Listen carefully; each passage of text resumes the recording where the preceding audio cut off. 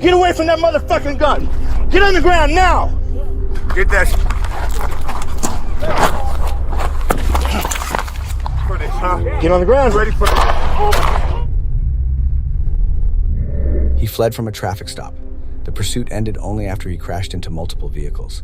He then threw his gun to the ground, but instead of complying, he advanced toward the officer while telling his son to retrieve the firearm. Moments later, the officer fired. Now, that officer has been indicted for second-degree murder and manslaughter. Did the grand jury get it right? On August 30th, 2025, Aurora police officer Matthew Neely attempted to stop a driver for speeding and suspected DUI. Instead of stopping, the suspect fled, crashed into multiple vehicles, and the encounter quickly escalated into a physical confrontation and a fatal officer-involved shooting. Nearly a year later, a grand jury indicted Officer Neely on second-degree murder and manslaughter charges. Let's watch the official body cam footage.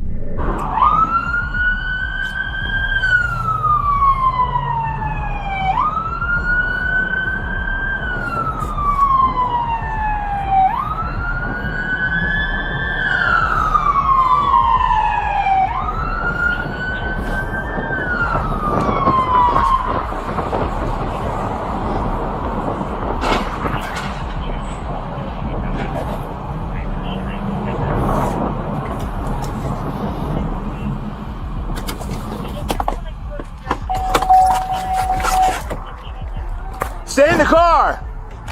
Don't move. Don't move. Motor 45. I've got a crash. 6th, just east of 225. Get a couple cars here now. Stay in the. Give me your hands. Show me your hands. Get your hands up, dude. Don't shoot me. Get your hands up right now. Get your hands up. Yeah.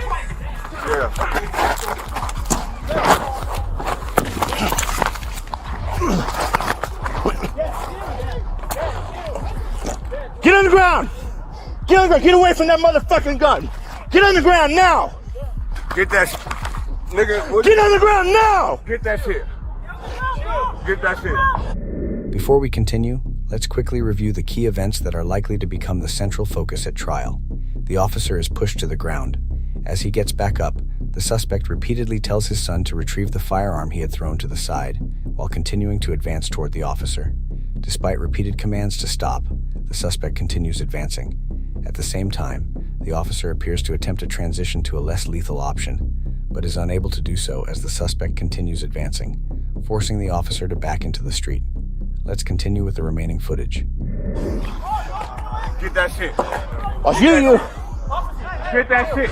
Get that shit. Dad, chill. No. Get that shit. No, Dad, chill. Get that shit. Officer, chill. Dad. Get that shit. Get on the ground. Get that shit. Get on the ground. Oh, yeah. Dad, chill. So, you ready for this? Dad, relax. You ready for this? Get on the ground.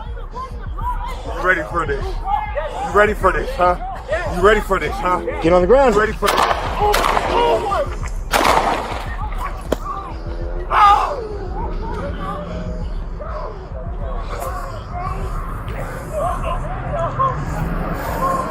Shots fired. Motor 45. Shots fired. Give me some cars. Cruiser. Ambulance hot.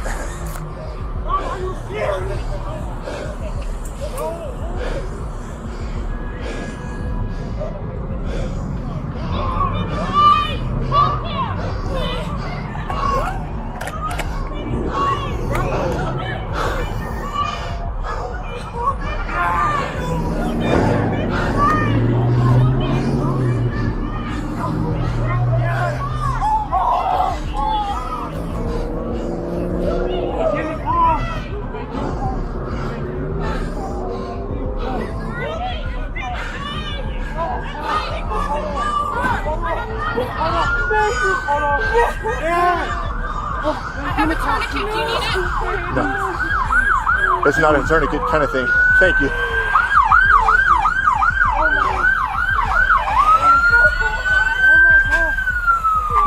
Stay there. Do you want balls? Hey! Get over there behind us. There's a gun over there. Behind the boxes. Shut it all down. Sable, westbound, highway, eastbound.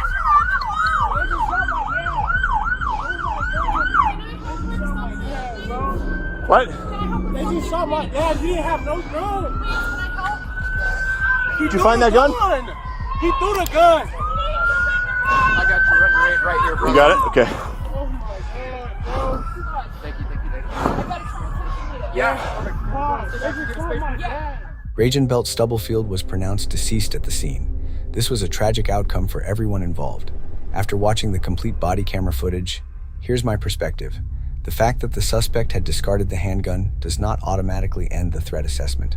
Officers are trained to evaluate the totality of the circumstances, not simply whether a weapon is in a person's hand at the exact moment deadly force is used. In this case, the suspect fled a lawful traffic stop, crashed into multiple vehicles, and had been armed just moments earlier. He then physically fought with the officer, instructed his son to retrieve the firearm, and continued advancing as the officer backed away, appearing to attempt a transition to a less lethal option. Those facts are likely to form the foundation of the officer's defense. Prosecutors, however, will argue that the suspect was unarmed when the shots were fired, and that deadly force was no longer justified. Ultimately, only a jury can decide whether the prosecution has proved its case beyond a reasonable doubt. An indictment is not a finding of guilt. Based solely on the publicly released video I have reviewed, I believe Officer Neely has a substantial legal defense. However, this case is far from over. The evidence will be challenged in court. Both the prosecution and the defense will have the opportunity to present their cases, and the outcome will ultimately be determined through the judicial process. Until then, Officer Neely is presumed innocent, unless and until proven guilty beyond a reasonable doubt. This is Texas Safety Watch, where we break down what legally matters, what tactically matters, and the lessons that can be learned from critical incidents across the country. Until next time, stay aware, stay safe, and God bless. We'll see you in the next case.